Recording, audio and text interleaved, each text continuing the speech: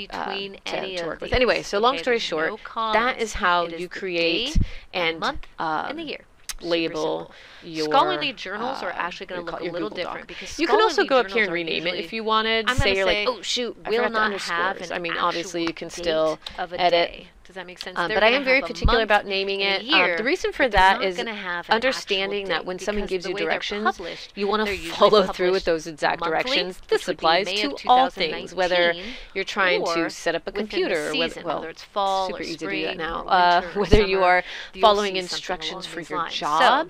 So the reason why I give you these very specific things is for a very specific reason. It also, for me, helps me when I'm going through and grading. So I do need you to follow the ways in which we do this in class. So some of your other teachers might be a little bit different on how they do it, but for this particular class, again, I need your last name, underscore, first name, underscore, and the name of the particular draft that you're writing. 3rd of May or the 16th of April. As you move forward, you're going to see not just the narrative draft, the research.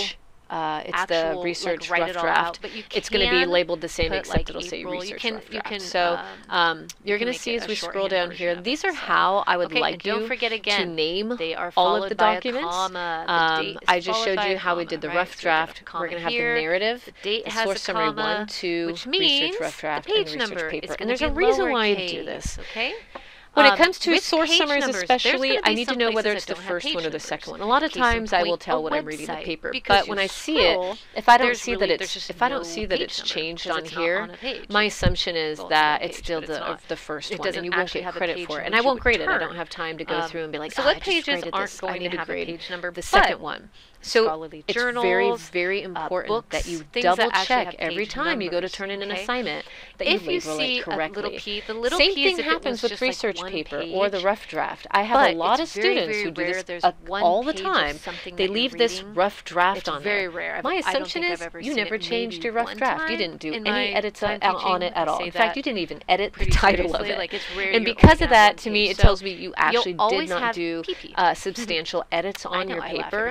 And for me, that kind of wastes my time. So it's very important that you show me that you know that this is a new piece of, this is a new document, this is a new thing. That underscore is just holding the space. So you can always redo, like, say, like the rough draft. Say this ends up being your, after your rough draft and you get all your peer reviews and you're still using the Google Doc, you can absolutely use this Google Doc to make it your final. But you want to make sure that you label it correctly when you go to turn it in for the final assignment. In a book or something. Okay, so just again, please make sure that you're paying attention to details. And then I know it's busy and crazy. We all have a lot of things to do, but these little things do matter in the end. Tell me. Okay, give me the link. All right. So if you have any questions, please feel free to email me. Hopefully, you've been watching all of my videos as I go through, so that these don't seem so far out for you. You've been understanding what a narrative is. Where is this? You'll know more about source summaries if we haven't already gotten to that yet, which I don't think we have. So anyway, please email me. You know my email. You can go through in your Canvas to the inbox, click on that, and send me a message. But they have either an ISSN number or a DOI number. Thank you very much. These numbers are very important, so that way I can go directly to where it is in EBSCO or JSTOR to find it. That way I don't have to do a whole bunch of searching. I can just use these numbers and get straight to it and check your sources. And yes, I do check your sources, okay? And this is just to ensure that you are utilizing this class and these resources as best you can and becoming well versed in it. So if anyone ever asks you, hey, have you ever done some research? You're like, psh, yeah, my teacher made me. Okay, so no, if it doesn't have the information, don't put it. Okay, if there's no author, don't put an author. You can skip it, and you can start with the article name. And we'll talk about in-text citation in a little bit. We haven't gotten there yet. This is mostly for our source summaries that we're going to be working on. Okay, so don't put something there if it isn't available. Okay, so now I'm going to show you how we put all the information together. The only problem with Canvas is it doesn't show me the hanging indentation, or doesn't show you the hanging indentation. And to me, that's the obvious, most important part about citing your source so we can find it. But we have it in an order here, right? So real quick, I'll show you the order, and then I'm going to show you what the example of EdWorks cited page is, because we've already seen the examples of the source summaries, right? So we have our author right here. Look, how many authors? More than 2. How do we know that? Et al. And all we have is just this author's last name followed by the first name, comma, period, da-da.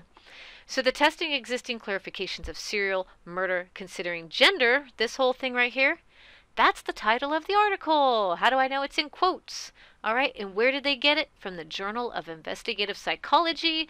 And if I want, I can go to the volume 10, issue number 3, pull it right off the shelf. This was in 2013, October 2013, and I can go straight to these pages, the 268 to 288. Boom, found it. And if for some reason I want to cut some corners and go straight to the Butte College Library, I can just copy and paste this information, boom, right to it. Right? So this DOI number, I can actually look it up. Watch this. Let's see how well this is done. I haven't done this yet. Let me see what I can do. Even if I don't have Butte College website, I should be able just to click this and it should take me straight to the DOI number. Let's check and see. What? Look at that. DOI number. Perfect. Testing existing classifications of serial murdering. I can go right there. Look at, there's the author. I see that. It was in 2013. The student did a very good job. I'm very impressed. That's why they're an example. Perfect. This gives me everything I need. Notice, look at 3 authors. Oh, more than 2. So she put et al. So, and they probably, I can get the PDF if I wanted. This gives me an abstract of the information that they gave me, so I can take a look at their example. I think this was example number 4 or 3. It's one of them. So for my source summary. So there's a reason why I have you cite things correctly so that I can get to them. Let's see, it might be at the bottom of this one. Source summary 2. If my computer will hurry up just a little bit. Nope, it's in source summary 3. Give me 1 second, I'm going to show you. So you can see now why all this is very important to me. And again, I do totally check them out. If you want to give me a minute while this is perfect. Cool. So at the top of this page should be, there we go. And so I can just read through and see what they wrote and compare it to the abstract and see, you know, what is it they're telling me about this writing? Is this true? Did they actually read it? I can check the PDF. They can do quotes, all kinds of stuff. All right? Perfect. There we go. So this is how a source summary looks. And the MLA format, I'm actually going to go to the template and show you how it looks over here at the very bottom. Ta-da!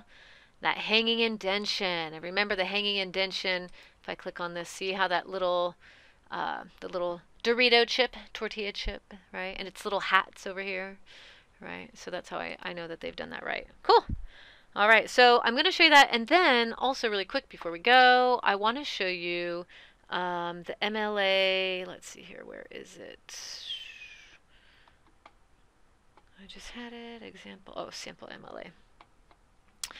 This is the works cited page that you will have at the end of your research paper, and you want to know what's really wild, crazy, and cool. All these sources that we cited in the source summary, say you use every single one of those. You don't have to. They may potentially change over time, especially after you do research for your second source summary. Because I cited them so well, and because they're correct and I use them, all I had to do was copy and paste them. Look, copy and pasted. It's the exact same thing. Oops, let me do this. This should be all in double space. I can tell it's not double spaced. FYI, I do need double spacing on your works cited page. There we go. Cool. All right, so this is going to be double spaced. Beautiful. And see, there's no extra spaces anywhere. It's just right. It's all in one fell swoop. And when you double space it, it looks beautiful. In fact, look at, I can just scroll down here. Look how easy it is for me to find those sources. This is why we do the hanging indentation. This is why we do what we do, so that it helps one another, okay? And me. See, we've got that link. I can go to that link super easy. Oh man, this is just beautiful. Okay, so this is a sample works cited page.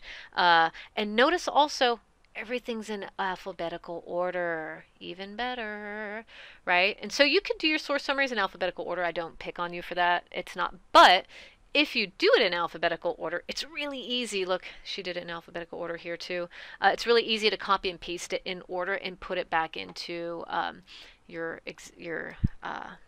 works cited page. So do you see how everything that I give you, all those little details, all the things that I pay attention to, the reason why I do that, especially in the beginning as you start doing your research, is so that you can have the easiest points towards the end. Like, this is the hard work. Doing all this is actually, and it's not even that hard, but it is time consuming.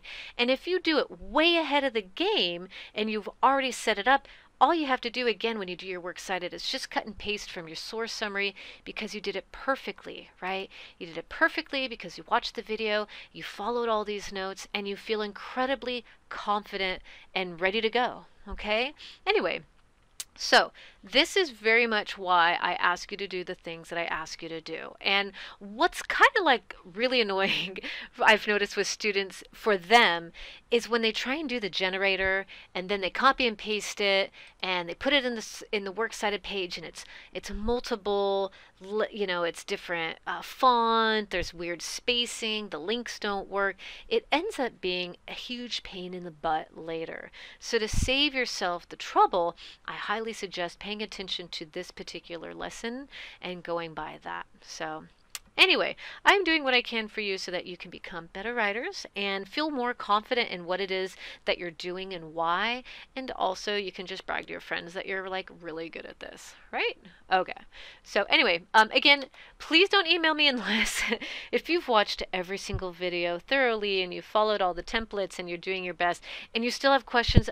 Please go ahead and message me. But if you haven't done that and you're just kind of like, I don't know what I'm doing, and you're overwhelmed, stop and take a breath and go slowly and just do one thing at a time, okay? Don't be overwhelmed by all the work. Take your time and read things through carefully. You know, that's the point of this class. It is online.